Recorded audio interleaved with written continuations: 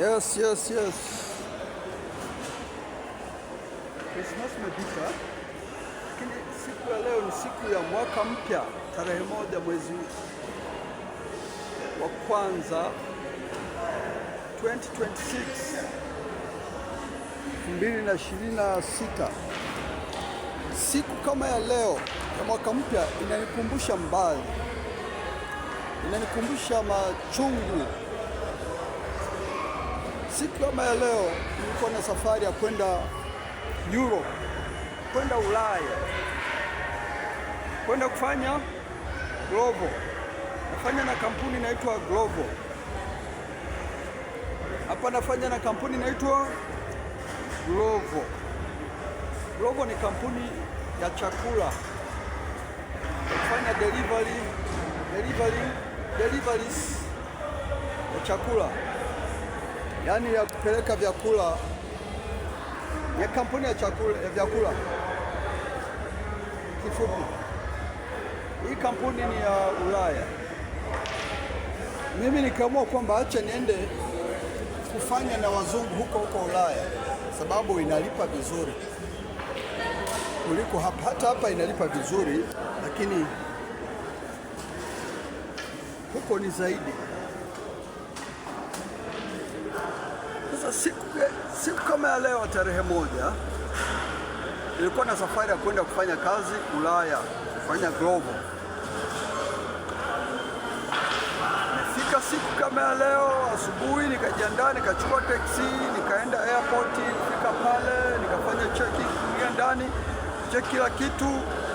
Kumbe kuna kitu ambacho kilikuwa kiko sawa. Kwa kweli huo uchungu haujaisha. Uchungu wa safari yangu hiyo haujaisha. Hata kama kwa watu wengine wanaweza kuona vitu vya kawaida sana, kuacha kusafiri, vitu vya kawaida, hivyo ni vitu vya kusahau tu, vitu vya kusahau.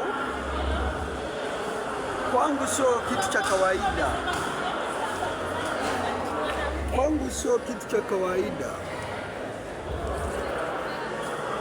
Kuna mtu amekuja kupiga simu tu hapa, piga content yangu hapa, anapiga simu.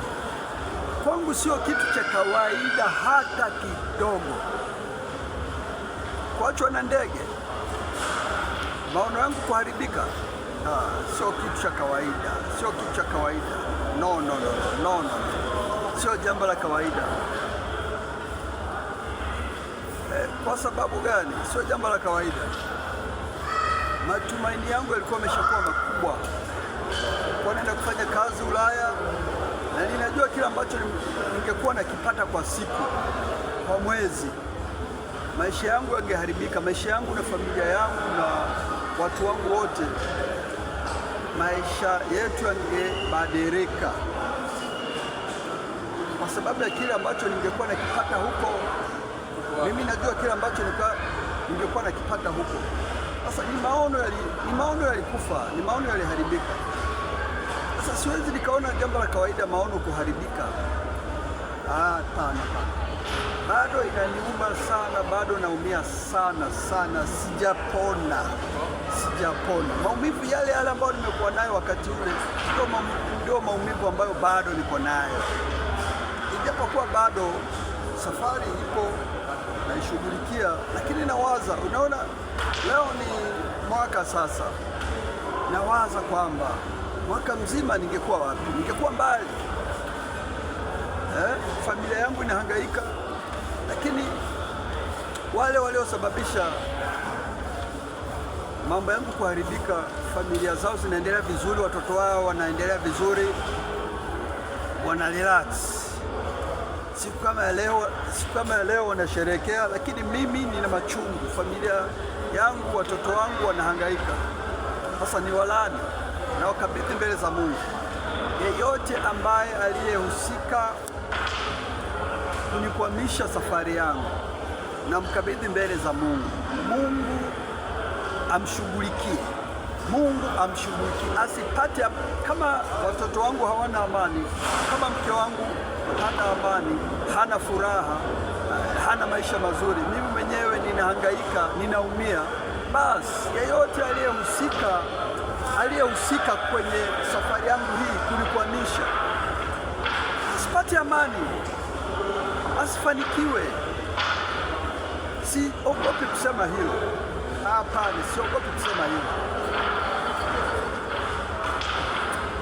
Ama niwabariki tu, niwaache mikononi mwa Mungu. Mungu mwenyewe ajue namna ya kuwafanya, na Mungu mwenyewe ajue atakalowafanyia.